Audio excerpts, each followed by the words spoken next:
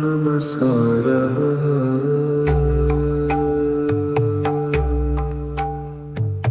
अतुलितबलधामम् हेमशैलाभदेहम् दनुजवनकृशालो ज्ञानिनामग्रगण्यम् सकलगुणनिधानम् वानराणामधीशम् रघुपतिप्रियभक्तम् वातजातं नमामि। गोष्पदीकृतवारिशम् मशकीकृतराक्षसम् रामायणमहामलारत्नम् वन्दे लीलात्मजम्। अञ्जनानन्दनं वीरं जानकी शोकनाशनम् कपीशमक्षहन्तारं वन्दे लङ्काभयङ्करम्। महाव्याकरणाम्भोधि मन्थमानसमन्दरम् कवयन्तं रामकीर्त्या हनुमन्तमुपास्महे। उल्लङ्घ्य सिन्धुसलिलं सलिलं यत् शोकवह्निं जनकात्मजायाः आदाय तेनैव ददातः लङ्कां नमामि तं प्राञ्जलिराञ्जनेयम्। मनोजवं मारुततुल्यवेगं जितेन्द्रियं बुद्धिमतां वरिष्ठं वातात्मजं वानरयूथमुख्यं श्रीरामदूतं शिरसा नमामि। आञ्जनेयमतिपाटलाननं काञ्चनाद्रिकमानीयविग्रहं पारिजाततरुमूलवासिनं भावयामि पवमाननन्दनम्। यत्र यत्र रघुनाथकीर्तनं तत्र तत्र कृतमस्तकाञ्जलिं बाष्पवारि परिपूर्णलोचनं मारुतिं नमत राक्षसान्तकम्।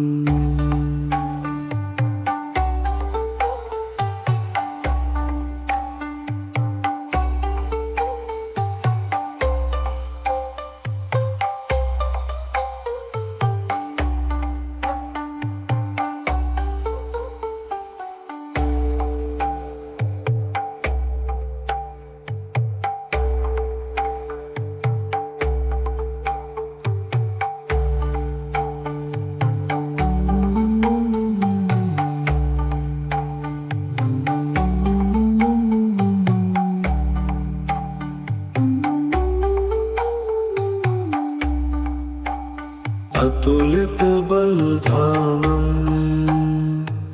हेमशैलाभदेहम्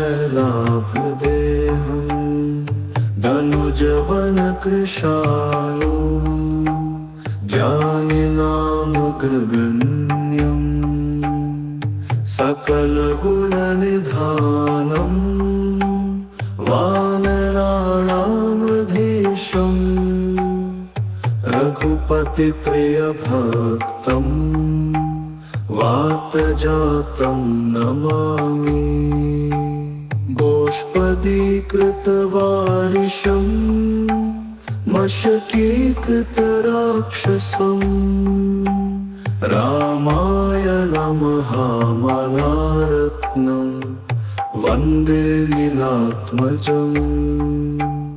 अञ्जनानन्दनं वीरं जानकी शोकनाशनम् कपीशमक्षहन्तारं वन्दे लङ्काभयङ्करम्। महाव्याकरणाम्भोधि मन्थमानसमन्दरम् कवयन्तं रामकीर्त्या हनुमन्तमुपास्महे। उल्लङ्घ्य सिन्धुसलिलं सलिलं य शोकवह्निं जनकात्मजायाः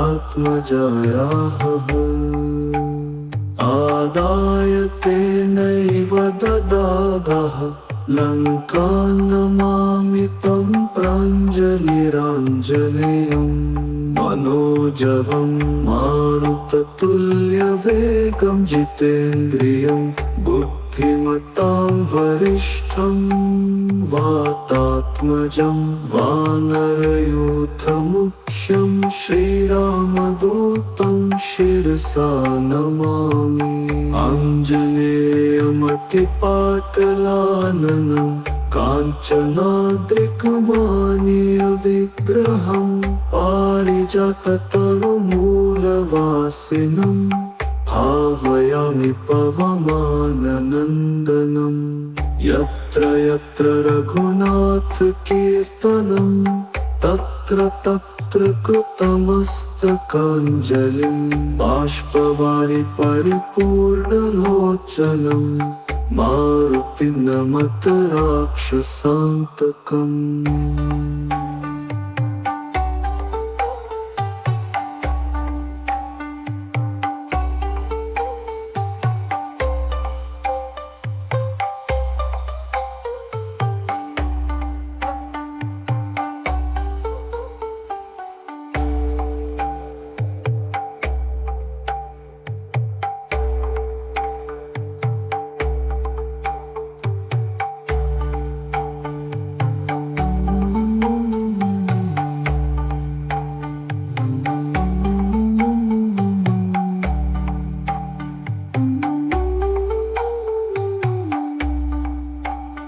अतुलितबलधामम्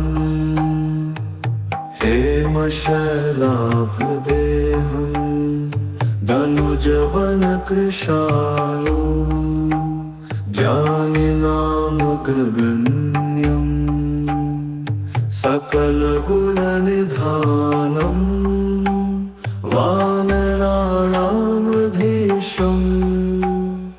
रघुपतिप्रियभक्तं वातजातं नमामि।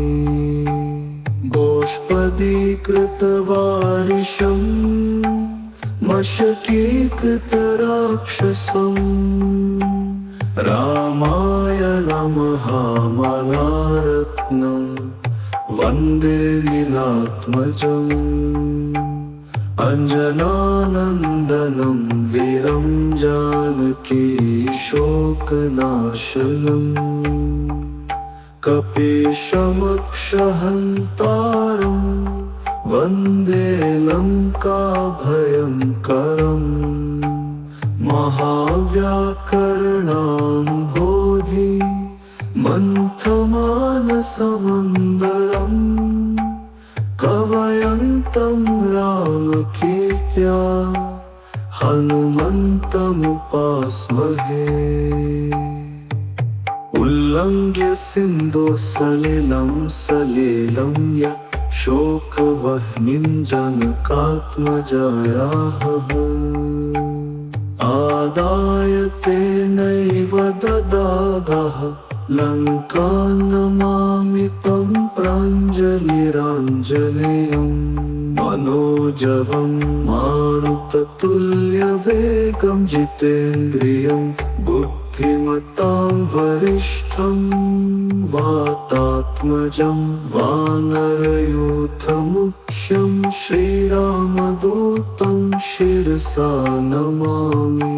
आञ्जनेयमतिपाटलाननं काञ्चनाद्रिकमानीयविग्रहं पारिजाततरुमूलवासिनं भावयामि पवमाननन्दनं। यत्र यत्र रघुनाथकीर्तनं तत्र तत्र कृतमस्तकाञ्जलिं बाष्पवारि परिपूर्णलोचनं मारुतिं नमत राक्षसान्तकम्।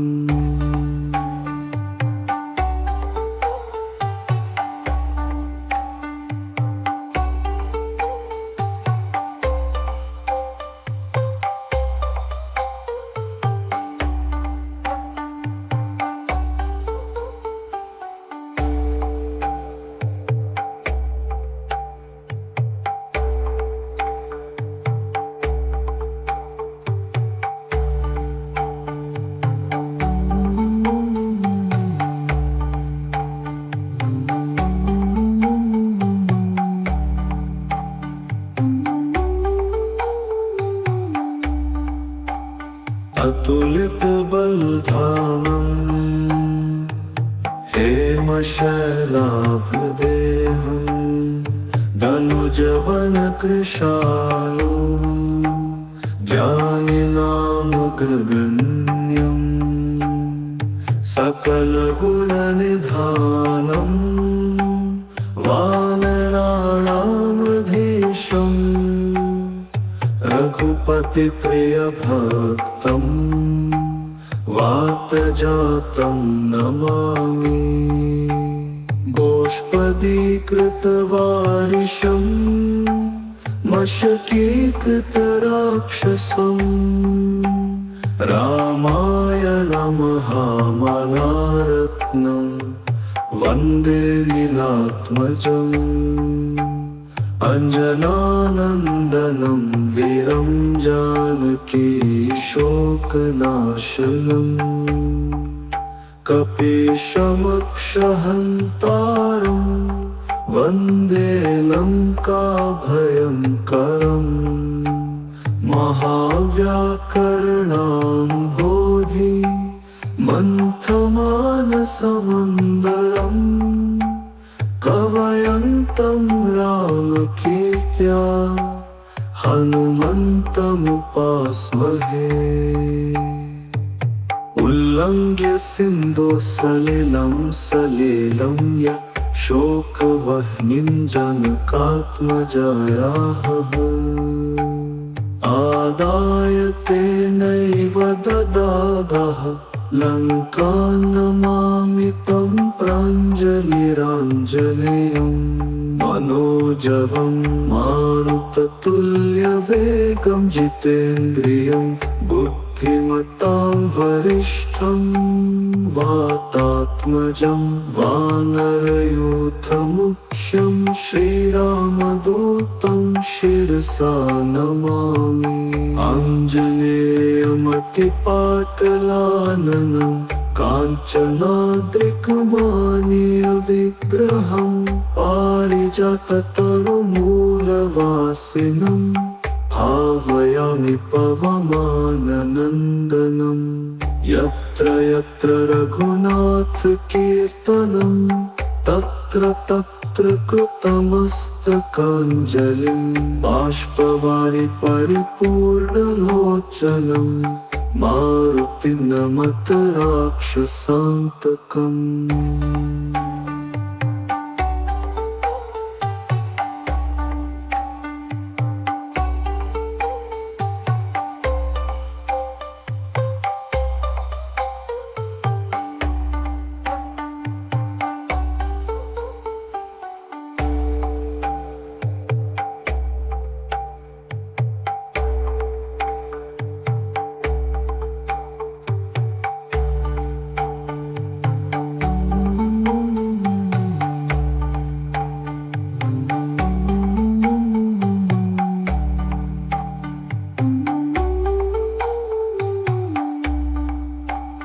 अतुलित बलधामं हेमशैलाभदेहं धनुजवन कृशालो ज्ञानिनामग्रगण्यं सकलगुणनिधानं वानराणामधीशम् रघुपति प्रिय भक्तं वातजातं नमामि गोष्पदीकृतवारिशं मशकीकृतराक्षसम् रामायणमहामलारत्नं वन्दे लीलात्मजम् अञ्जनानन्दनं वीरं जानकी शोकनाशनम् कपीशमक्षहन्तारं वन्दे लङ्काभयङ्करम्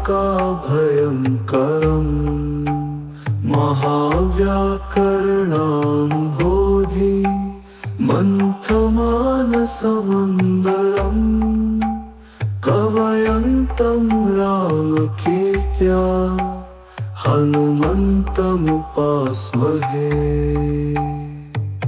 उल्लङ्घ्य सिन्धुसलिलं सलिलं यत् शोकवह्निं जनकात्मजायाः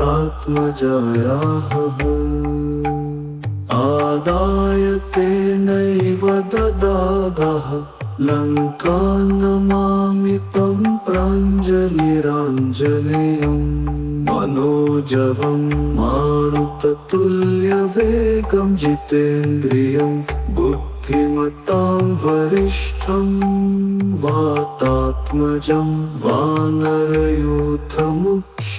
श्रीरामदूतं शिरसा नमामि आञ्जनेयमतिपाटलाननं काञ्चनाद्रिकमानीयविग्रहं पारिजाततरुमूलवासिनं भावयामि पवमाननन्दनं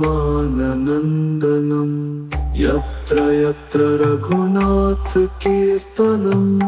तत्र तत्र कृतमस्तकाञ्जलिं बाष्पवारि परिपूर्णलोचनं मारुतिं नमत राक्षसान्तकम्